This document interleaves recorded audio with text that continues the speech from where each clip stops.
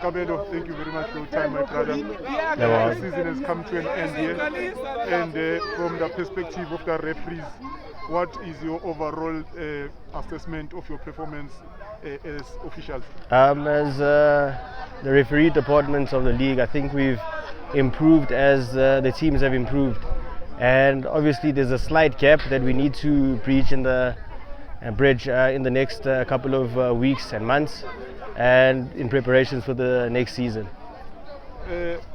Chairman, there's always complaints about refereeing at grassroots level, and we know you are humans, you are not perfect. But in your view, which areas do you think you need to target in order to improve the standard of refereeing and thus improve the standard of the league? Obviously it's difficult with the grassroots officials. It's more about education and learning the laws of the game, understanding the laws of the game. At the end of the day, the match officials do not determine the outcome of the game. Essentially, we are there to oversee the game, and if there are any fouls or offences committed, that's when we step in. So with regards to development, it's education and fitness level as well. That's something we disregard most cases, so we need to work on that.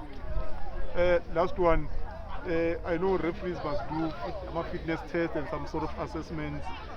Within this local football association, what programs did you have this season in terms of fitness tests, in terms of maybe workshops to improve referees?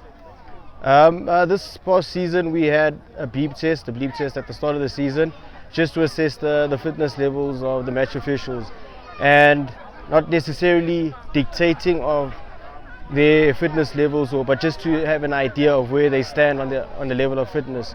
What we need to do individually is train on our own. You need to do better for yourself and to improve your game, because even the players would know, the fitter you are, the sharper you actually are on the field, and the decisions are clearer.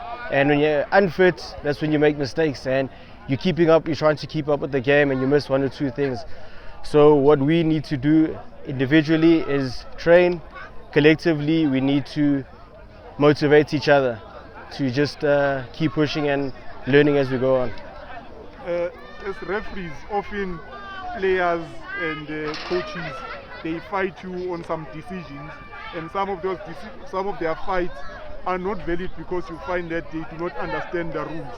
What do you think needs to be done to also assist teams to understand the rules, so that maybe during the game they do not complain about things that they should know? They will say maybe something is offside, whereas it was not offside, but because of a misunderstanding of the rules, they end up fighting you guys. What do you think needs to be done to address that? What we have tried to do is, with the decisions that are made, the match official also shouts why a certain call has been made. And I think if you had seen one or two games where assessing the match officials and having a chat with them with certain gestures, where raising the hand for an offside and holding your hand up for an indirect. So instead of shouting, no, it's a two-man play, but for me to just hold my hand up high, it states that it's indirect. It has to be a two-person play, and those rules or shouting out those instructions during the game assist teams and coaches as well. So if they listen and they pay attention, it's more about learning on a coaching perspective, as well as the players as well, because if you understand the laws of the game, the easier the game gets, and you can use it to your advantage. Thank you very much for your time, and all the best next season. Thank you very much.